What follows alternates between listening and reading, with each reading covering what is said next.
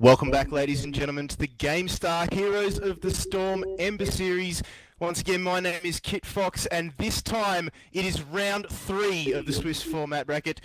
And we have got G5 for their first appearance to the broadcasting stage for this Ember series. They're going up against Gaming Gladiators, who we saw just defeat Royal Allegiance. The winners of the previous rounds matches also were Tetris and Fission. Once again, big hello to the boys across the pond, Skimmy and Starving. Boys.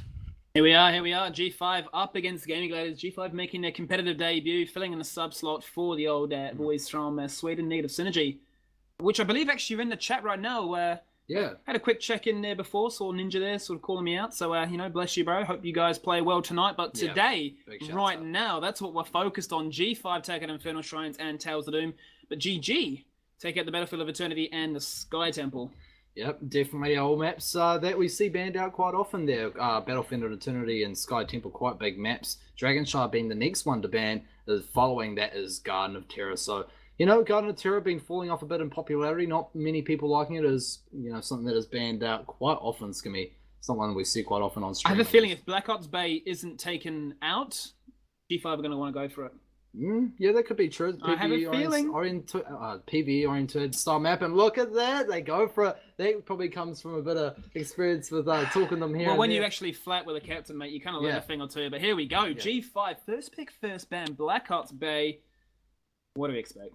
Well, your guess is as good as mine. Sometimes on these sort of maps, though, with the big style of play in the bottom lane, you usually see a strong pusher. So, we may see like a Zagara coming out in the bot lane, but the first ban actually looking to be an Illidan. So, seen a lot of Illidan bans today. It's actually something that people in the chat I believe have been noticing too. And we joke about it before, saying in every ANZ game they always see an Illidan ban. So yeah, I mean in the meta right now we're just never prepared right now. So we always have to take that one out because just hearing his speech as he enters the game is enough to tilt you. And he's blind, and how can you bet? It's like seeing Ray Charles play piano. You just don't get it. It's belittling. But all that frustration because you're blind, he's hacking and slashing, you're that good, you have to be banished once again for a few more years. Yeah, he's banned out of another draft, let alone all the years he spent in banishment. So indeed. How bad is that? So G5, they just witnessed a ban on the Thrall coming out. That's another pretty standard ban, I must add, as well. So my guess here would probably be either picking up Kalthas or what they're hovering now, because Kalthas hasn't been banned out. Such a strong mage, Skimmy.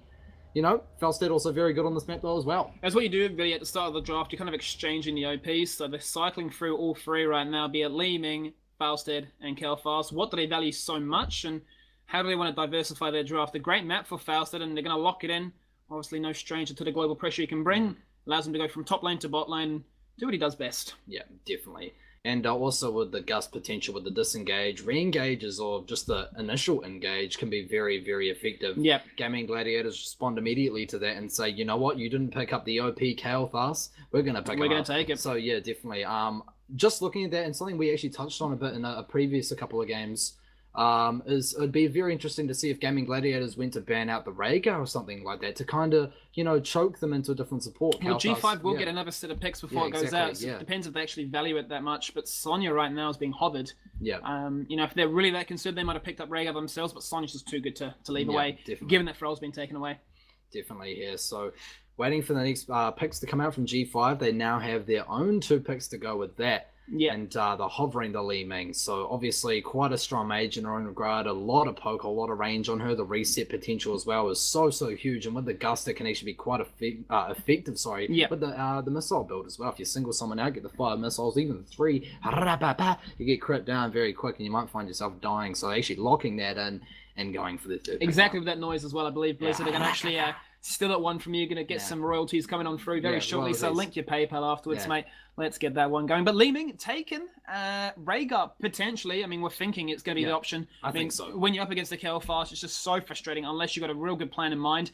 The Uther is just going to feel a little bit lackluster in comparison. Sometimes I think as well, Earthbind Totem against the Sonya, it kind of forces her to Whirlwind, and her damage kind of falls off when she's in Whirlwind in a weird way. You want to be doing the auto attacks and the seismic slams. So seeing a Sonya Whirlwind is almost like a good thing sometimes. She's getting healed up, sure, but at least she's not wailing away in your face onto your squishies. Yeah, we're thinking about this one for quite a while right now. So, with this final pick, before the second bans come out, it can go 2 ways, whether or not they go for the tank or if they go for the support. Mirrodin would be a great option as well to really go up against what they have. But even ETC, actually, now that I think about it, would just apply a lot of pressure. But it seems right now they're hovering that Mirrodin, and Mirrodin just right now is just that sort of go-to tank, just a generic stun.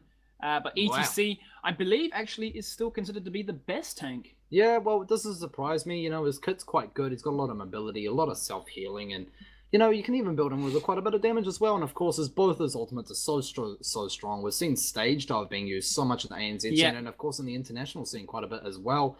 And a lot of worth coming out of that we previously didn't see in earlier games. So, very nice pickup there. Gaming Gladiators, look at that. No surprises there, no starving. surprises. You got Kelfast, you want to deny it, you say you've gone for the ETC, you value your tank over the support, so... Well, you're going to regret that. You're going to regret that. Have a fun time against tons of damage. Yeah, well, what's interesting here, Skimmy, is that, G5, they have the next ban, so it means that Gaming Gladiators, they haven't got the support yet. Are G5 going to ban out Uther? Because it's actually something that they may want to go with the ETC. What do you think about that? What do you think's the best pick for them here? I mean, I think G5, they definitely don't want to ban out Uther. They want to keep that up for themselves, but I feel like they're going to try and take out a tank. I feel like they're going to decide to get rid of the Mirrodin because the Gravity Lapse into the Stormbot combo is just far too strong. It's, your generic stun CC chain, and if it goes into the wrong target, even if it's ETC, you're gone.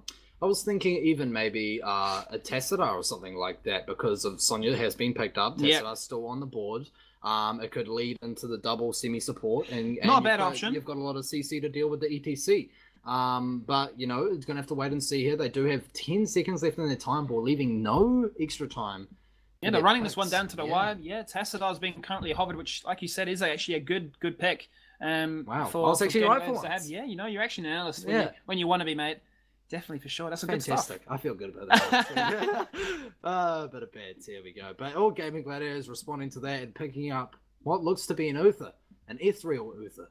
So, that's pretty impressive. He's a ghost form already, but he's going to be redeeming himself into the draft shortly. But yep, there he goes. Gets locked in. 45 on the time pool, 25 on the main clock for Gaming Gladiators. So they've got a bit of time to think about this one. It's whether or not they want to pick up that tank now or if they're quite happy to pick up another DPS. I feel like the way G5 are postured right now, it's almost better to pick up your tank and then kind of fill in that last role with any surprise picks, For all we know, they could just, bust that Abathur and just completely throw us off our guard.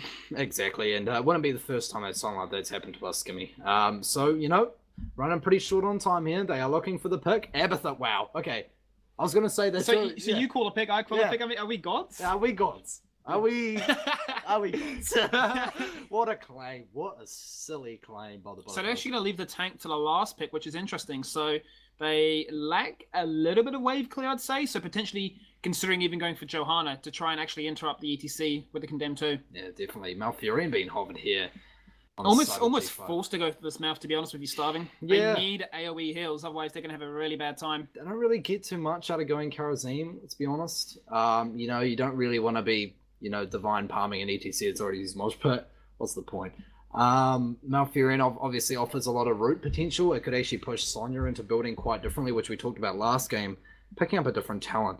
Malfurion and Stitches, actually now that's been hovered, opens up some interesting possibilities as well. You hook in one member, you chuck the entangling roots down for the zoning potential, ETC runs back to the rest of the team and can really slow them down. If they aren't too focused on ETC, while they're doing the drive-by to try and help their member that's been hooked, an ETC moshpit can go down and really slow down the team comp. So quite a nice compromise there for not being able to get the Uther, I think. If I'm right in saying this, given that KVA has now switched to the melee role, I believe that's going to be a Stitches Bruiser. So we might actually see a slam build as opposed to a full tank Stitches like we saw Icebolt play earlier today. Would make sense as well because we do see ETC usually performing the main tank role. And Stitches actually played a bit of games with him recently, and he can pump out the damage with the slam build, even out DPSing a couple of quick match players. I really think they're just trying to basically punish, Kelfast for his immobile sort of action. Yeah. Get into his face, power slide, the threat of a mosh pit, the threat of a root. Threat of a hook, even. The threat of a hook, he's going to have to be doing sort of all kinds of different tango steps to try and dodge this, that, and the other. But, Gaming Gladiators, they're going to go for the Dahaka originally, but they decide actually Diablo's probably going to be the better pick, so... I mean, I like the Diablo pick, I do, but looking at the comp, I don't really feel like it pairs up too well with the rest of the comp. Usually when we see Diablos, we see teams as really, really heavy CC. Not to say that they don't, but... You know, they have the Uther follow-up stun, they have a short mini stun on the spear, they have a gravity lapse if they time it really, really well, but it's just not as foolproof, I guess you can say, as, say, a Tehran stun or something like that, followed up with her damage increase as well. You know, it's such a better combo. I feel like with the gravity lapse, you're really having to commit fully into that and really be on your A game if you're playing that Kalthas. So, gonna have to wait and see how that plays out for them. If you got any predictions, toss them out in the chat. You know, we're going to be watching that chat all game, and we're going to be doing what's going to be throughout the game? We're going to be keeping an eye on who is going to be the MVP. So you should too as well. Definitely keep an eye on who's making those big plays, who is worthy of a brand new headset to jam it out with the rest of their team. Yeah, so they can listen to us talk through it. So, you know, exactly. Yeah, can't really What's go better wrong. than that? You know, we'll reach a bedtime story. You know, you're having late night viruses. You know, you're sort of sitting there thinking, it's 4 o'clock in the morning. You know, I just can't get to sleep. Well, let us sing you a lullaby. Yeah. Let us spin you a yarn about your life. Whether it's Monday artists, Tuesday artists, and you want to watch some hots, you know, you can on your brand new headset. So, you know, going to be pretty fantastic. We're just waiting for the last couple of players to get in here. Got anything to add there over there, Kit Fox, while you've been listening away and yarning to yourself? Yeah, I'm amongst the masses in the Twitch chat here, boys, and there's a bit of love coming out for your mob, the G5 lads. Personally, though, I'm excited. We're getting to see Kalthas for the first time ever throughout this Ember series, so that's a big excitement on my behalf. Just a side note, if you haven't already, guys, if you're watching this, just click follow on our Twitch channel. We would love you for it. Also, if you were in the chat, you would have seen a promo go up before. If you follow our Twitch channel, Gamestah TV1, and Gamestah's Neighbor, his Twitch channel, you can go into the draw to win yourself a copy of Overwatch. That is legit. That is legit. So if you get on that, you get yourself some Overwatch, and all you have to do is click a couple buttons. And also, if you haven't already, don't forget to give us a like at Gamestah over and on Twitter too. So again, G5 versus Gaming Gladiators. Boys, I'll throw it back to you. Get some. It's on. So, yeah, just to recap over what he said, make sure you retweet, rehash, re-Facebook, Bebo. You know, get your pages out, 515, whatever the codes were back in the day. I wasn't even alive back then, so make sure you get on your pages and you're telling all your friends about it. Go into work. Stop, you know, close down all the work stuff. Get some streams up on the big TVs. Can't go wrong. So, you know, very excited to see this one. Everyone get hyped for this one. This is G5, Gustin 5 versus Gaming Gladiators. So, on Black Hearts Bay as well, the PvE-orientated style map where you get your coins, you cash in, and you watch the shots fire. Yeah, I mean, we're looking at two different comps. All bias aside, I actually prefer Gaming Gladiators comp. It just seems a little bit more generic to play, a little bit more simplistic, and you know, once again, you know, if Kalthas gets to work, it's very hard to stop. But you know, G5, they did select this map, so they must have a strategy in mind. This is a little bit more coordinated to try and execute, but if they do, it's going to be quite devastating. And just noticed as well there, Skimmy, with all my analytical power, that the Stitches actually has the sticky candy cane skin, which actually increases the stickiness and the potency of your hooks by 0.1%. Not to mention, KVA will say, you know, I am the best Stitches in ANZ. Yeah. Just like Rob would say, I'm the best in Ubrack in ANZ. Exactly. So, you know, KVA actually known for his Stitches pretty well, but, you know, to kick things off, Skimmy, who do we have on the left-hand side? Why don't you round that off over there? Well, on the left-hand side, we do have Aluminum playing Malfurion. Morton is filling in for Arcana this time for Li Ming. John on Fausted. Penta on ETC. And none other than KVA on Stitches. Indeed, on the right-hand side, we got the Gaming Gladiators once more. Zemi playing Sonya, Dalfia on Uther, Whiskey on Abatha, Koranian on Diablo, and Laf Virus playing the Kalthas. Indeed. And, well, level 1 talents. Let's see if we find anything of interest really at this stage on. It seems to be right now Venom Nest is being picked up, but that's not the biggest tell. Yep, not the biggest tell. It can diversify into Adrenal Overload, but I don't think it's going to be the choice for this map, given there's not any clear targets. So they're going to try and just really slow down the rotations and allow Diablo to charge on in, find picks wherever he can. Yeah, pretty standard across the board. They're looking at Malfurion as well, and Stitches is that sort of thing. Actually does opt to go for the slam, but look at this. This is a bit of an invade. The mines are going down in a pretty odd spot here for the side of Gaming Gladiators there, so very, very nice. They're raxing that. Wow, okay. Yeah, very strange. So they're going into the backline there. Very odd. First time seeing that was sort of straight in a wee while. They actually do back off here, and Lafar is getting caught out so quickly. The worst target to get caught out actually did get caught out. Zemi trying to get healed up from the Uther. This actually spells doom for them here. Not even going to walk them through the mines, unfortunately, getting taken out so quickly, but Wow, Skimmy, how fast did that turn there? Getting hooked onto the squishiest target. You know, the target that you definitely don't want to get hooked. Gets hooked. Yeah, indeed. I mean, you know, you're looking to try and do that cheeky strategy of, you know, denying that mid lane wave and allowing your sort of chance to get that mid chest to be that much smoother and easier. But really, they got punished quite hard, and that numbers advantage of having an Abathur really kind of showed on through there. Yeah, I think I'm not sure how they thought that was going to play out, considering that most teams actually contest around the watch point at the start of the game as well, which is quite close to the location they were at. So, a bit of a tricky play. I'm going to have to see how that one pans out for them in the later stages, but the mines have expired onto the chest here, and both chests have obviously spawned. I believe we saw Falstad before taking that one down there. And a lot of reveal on the side of G5 there. They did walk over a couple of mines. Zemi's getting taken solo, walks straight into root. Chain Bomb coming out onto the side of G5, dealing a lot of damage. Morden following up as well. KVA coming up and being quite aggressive. The Abathur hat is on the Diablo right now. Are we going to see a hook come across? Is it going to be good? Left Virus in a bit of a peculiar situation. Oh my lord, a double kill from the Diablo. Wow. Oh wow, that was so cool there. First time seeing that in a while. Nice missiles as well. But the coins are picked up by LA Virus. Chain Bomb coming out. Wow. What is going on? What is going on here? It's like a back and forth. I was just going to make a comment. The fact that they went for the kill on that Abathur in the bot lane, cool. You know, they're doing a great job there. But the aggression to sort of stick around for that much longer, that Virus on that kill fire stuck around and went, sweet, I'll chuck out that Chain Bomb. That's going to destroy you. Oh, look at this though. Actually, John flying in really quickly, trying to get a cheeky kill onto Delphi. I don't believe they have the damage. A lot of damage coming out, but no. But yeah, just to go on about what you're saying as well. Mercenary Lord on Sonya. Whoa, that is a new one. Lord. So who does that? That is weird. So, you know, Gaming Gladiators certainly has something up their sleeve here, calling Zami out and saying, you know what, just get Mercs all game, bro. Just get Mercs. Wow. I mean, the only time I ever pick Merc Lord up is if I'm trying to go for that Asmodan explicit build, do some cheeky split push, really sort of, you know, put my mind at bay, but you know what's not going at bay? Some kills and mid. Indeed, Pinto getting quite aggressive here, actually going straight into the face of the tower here. Coronian, Lord of Terror, going for a shadow charge, actually charges through another realm and passes away while doing so as well. So bless his heart, you know, he's going to be going back to once he came from the flame, and like a phoenix, he is going to be reborn in a couple of seconds. But you know, John going up against Zemi in the bot lane here. Look at these big Merc Lords. Jeez. Look at those golems. That's buffed by 50%.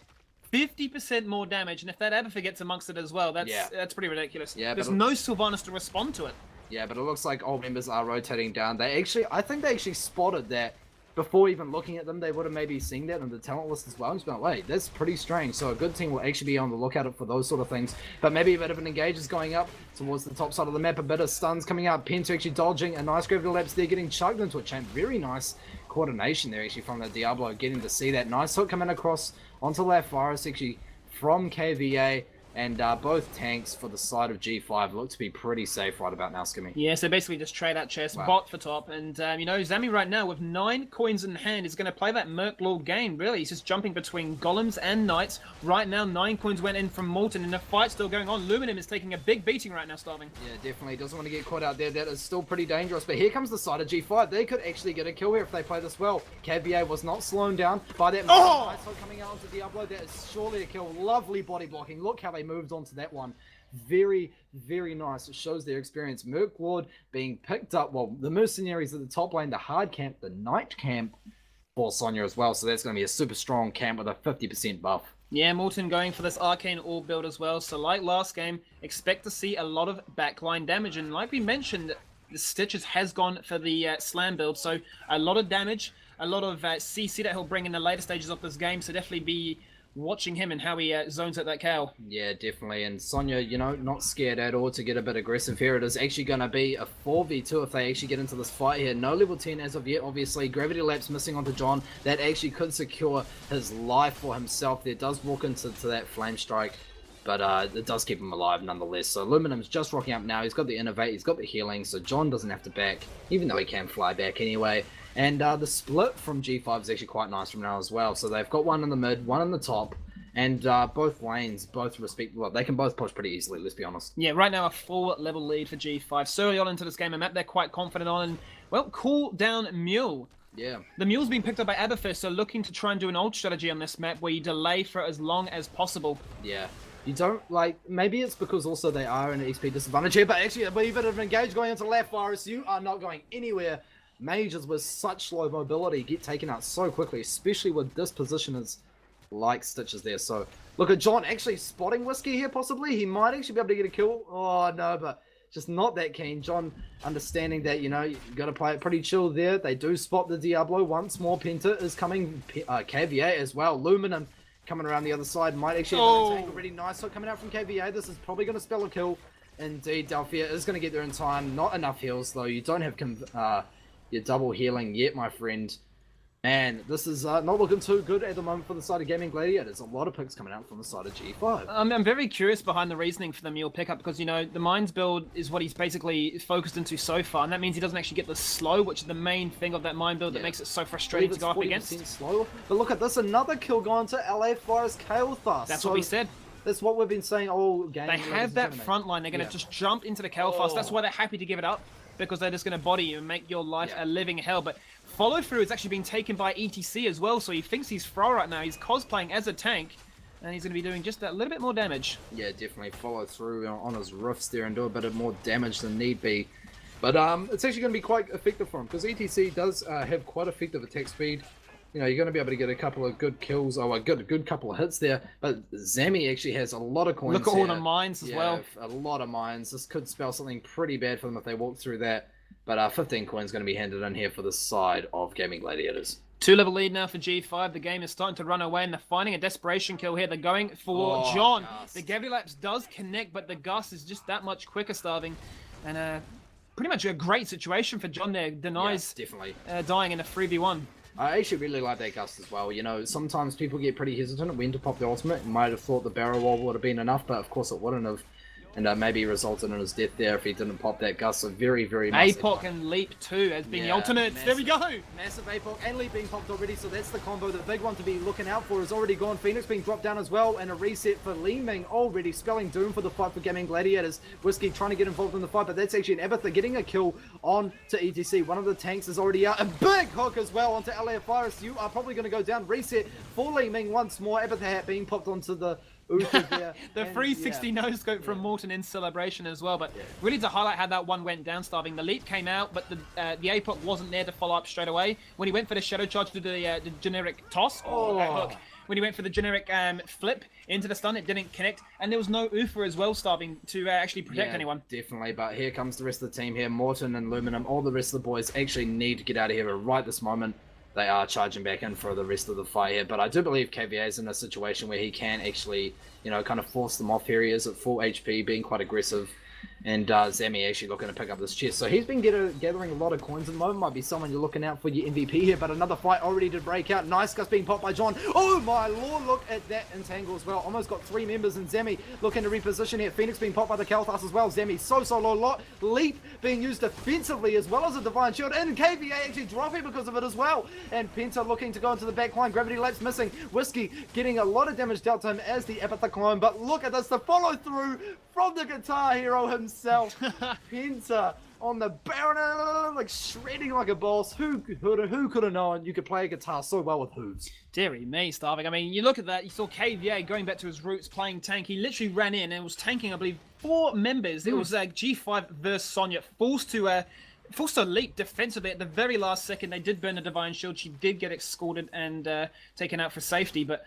I don't believe the Bile heals you at its original level 10 value, does it? It doesn't, no. It just provides a slow and speed you up at the same time as well. So it's very frustrating. Effective. Just basically jumping at that front line and that back line for that matter and saying, you know, try and take me down. Yeah, definitely. Very, very effective. And of course, he releases quite a lot of bile just by attacking, and that sort of carry on there with the slam. So look at Luminum here actually might get caught out. It's a bad situation for him, entangling route onto 3 members, but no, he's probably going to go down. Gust was just a moment too late there. But none the worry. I don't believe they lost that many coins on this. John has to be careful he doesn't walk through a couple of mines here, though. Look at the position. This is a really good situation right now for Game Gladiators, because, you know, they didn't have 13. They have Knights pushing top lane. They're going to get a hand in it, would seem, as well. and they've taken out that kill there, so they can snowball that advantage by taking the Knights in the bot lane starving as well, and just allow Aberfur to just keep on pressuring. Exactly. So she, they have the pressure over us on the map at the moment. They don't necessarily, well, they can fight over the side camp pretty easily. They're going to get that easy camp as well, as we see Sonya running off. She does, of course, have that Merc Lord that we talked about earlier on the game at level 4.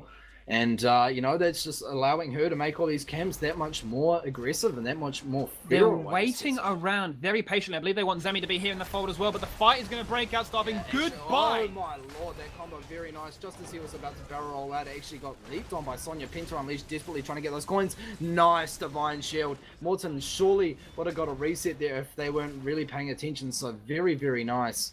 Actually managing to pick up quite a lot of coins. I believe that was 6. Maybe they're going to delay this one, Starving. Very, very nice. Penta was trying to get in there. I don't actually think he knew they were in there. The gravity He may have known, but the fact he had 12 coins probably made him think otherwise. And the fight really broke out as a result of GG thinking, hey, it's a 4v5. Stitches is forced to clear top. We can find a kill. Yeah, what not better time to fight, because Stitches, I feel like it's quite a big part of their team comp in the sense that they look for the picks, they get them, and then they force a fight after the pick's already been achieved. And at that point, they're already ahead, so it makes the fights a whole lot easier to win. Skimmy, in that case, obviously, he wasn't around, so winning a 4v5 is, quite simple in that regard. Coins being picked up now for Gaming Gladiators around the top side, and shots being fired for G5. Yeah, and given the meta is really so burst-oriented right now, a support like Mouth just can't top you up when Fausto gets exploded like that. All that damage, the leap comes out, the hook comes out too. They're looking for Diablo, but not the right target to go for. The power slide comes through. They might find the kill. Is the Divine Shield there? Yeah, I don't think it is. It's 20 seconds on cooldown still. I think they knew that as well. Just judging by what they went for last time, shows the shots are still being fired towards the top lane. I do believe that will go down. There is enough damage within those shots. Just a smidgen, not too much there, I'm afraid. So the boss is active. The shots can now be fired for either team. Well, almost either team. 13 on the side of Gaming Gladiators, 13 coins that is, and 7 for the side of G5. And, they're really just trying to find a fight they can win here. Kalthas is actually by himself down there by the easy camp. He actually rendezvousing with Sonya there, being a bit scared. So despite all these engages, G5 still find themselves with a 1-level lead. Now, KVA has actually veered from the slam build going fully into it. He's actually gone for the extended hooking range, so expect for him to go fishing. Yeah, definitely. Oh, this could be good as well. In quite a nice position in which he can get these long-range hooks off. Actually going to be probably looking for left fire. Actually gets a lovely hook. Look at that, amazing roots there. A-pop being popped as well. Leap being popped by Zemi, so that is a big combo out already. Left fire is popping out. A very nice Phoenix there, but not zoning out too much of the potential. And a lovely gust of shield being popped. And Penta actually missing that ultimate. That could have been absolutely huge. I think that's what the call was, to actually gust them into that mosh pit, which could have been absolutely huge. Apathy Climb being popped onto Sonya here, so this is the time that they actually need to get out of this spot. Look at that charge, it was a bit glitchy there. Actually, you have to call Blizzard on that one, but Diablo going so low indeed. Zemi going pretty low. That's a 1-for-1 exchange already left. Can he actually get this gravity lapse being popped onto him? And he is going to have to actually back out there, but wow, what a fight, Skimmy. The Ufa clone was just like, please come here, please. Oh man, I mean, that gust that went off, I mean, it could be viewed two ways. One, that could be viewed as a panic, but I think really what they're trying to do there was trying to gust him into the wall to set it up.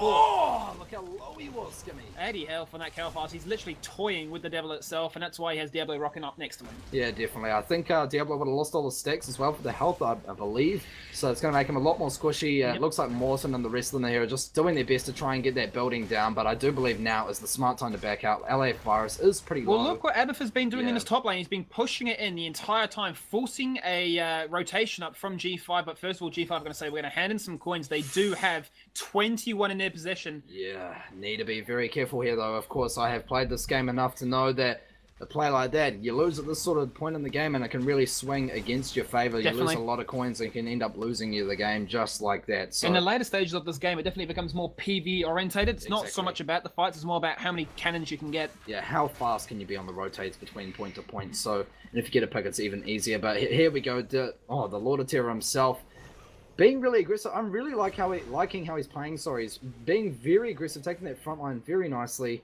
And those APOCs are really forcing Team G5 to really reposition in every single fight. I don't believe that Gaming Gladiators are going to allow them to get a free hand in, but at the moment it looks like they may actually do it. They are posturing around here. Nice hook out onto Zemi, and lovely Actually, a lovely APOC and a lovely combo coming out there, and Malfurion getting dropped so Good high. gust! Nice gust as well. This is a good follow-up. This is their chance to melt someone as fast as they can. Whiskey and Sammy going so low. Gravity Labs only hitting the tank there, KVA. And Pizza coming up with a 5-man rush. Absolutely huge. And dropping every single member of Gaming Gladiators. I was not expecting that. Coming out of nowhere. That is a big moment for G5 there. Wow, Skimmy. Deary me, I mean, you called it right there, 5-man mosh pit. That's what every ETC wants to get at least once in their gaming career, once in a lifetime, really. I mean, we've seen Rob do it once, now like a hole-in-one in Penta. golf, isn't it? It's pretty much that moment where you can sort of flex your might, you go into ANZ chat and be like, did you see that, lads? Did you Now, see that? with that one, with the members down for 20 seconds, there's only the Slug still in the top lane trying to even out the books. They're going to push in the bot lane. G5 are going to find themselves a keep, and they're going to back on out and find themselves a hand in. You know what? They are looking pretty positive right now. 10 seconds on the clock. They may just have enough damage to do this. Oh, they might. They have dropped the shields almost down now. Aggressive 100% plays. now. 90%. A very aggressive plays. 80%. 70%. Oh my lord. And Punch is just taking the front from the Punch. Oh, the pile, the gust. Oh my lord. They're actually going to be able to do it. GGB called. And G5 looking to take this first game. Oh my lord. Gaming Gladiators. GG to you, my friends. But G5 are the victors here. What a game, Skimmy. Do you have any thoughts on their game in particular? I mean, the fact that I actually told them, I was like, yeah, they're going to go back. They're going to go, hand in, play the safe game. They actually, no, we want aggressive plays. We're pumped. We're amped. We just got a 5-man mosh. We think we can take the win. And a win they got. All from the 5-man mosh. So, I mean, Kit Fox. I think there'll be some pretty interesting comments after that game. Certainly some big plays. Any MVPs? Oh, mate, you know the flavor of the game already. How about that 5-man mosh from how Mento? about it? How about it? You said it yourself. It's that once-in-a-lifetime thing where you can sort of go in and just say, look at me, check it out. Yeah. I just rolled your face. It's awesome. So, and that Twitch chat reflects that as well. So I think this one is a no-brainer, boys. Yeah. Yeah. No worries. Well, Penta, certainly my friend, the ETC, the man with the hooves himself, Big Beef Sandwich, you are a man. You're a beast. You're an MVP. Yeah, congratulations to you, Penta. As you do go into the Plantronics MVP award system, you will have a chance to win yourself a Rig 500 HD headset at the end of the Fire and Ice series. So, with that intact, that's round 3 done and complete. We'll wait for the rest of those results to come on through, and if we do get a tiebreaker, we'll work it out. Otherwise, we'll be going to a grand final next, so stay tuned. Back to you, Kit Fox. You said it yourself, Skimmy. Stay tuned because coming up after this, we have got the grand final. We do not know who is going to be playing that one yet. We'll bring that to you very, very soon. If we do have that, we will undoubtedly have the tiebreakers. So we'll go to those. The screenshots will tell us the KDAs. We'll work it out and we'll get back to you with the grand final and who will have the shot at the big $50 cash prize pool tonight here on the Gamestar Heroes of the Storm Ember Series.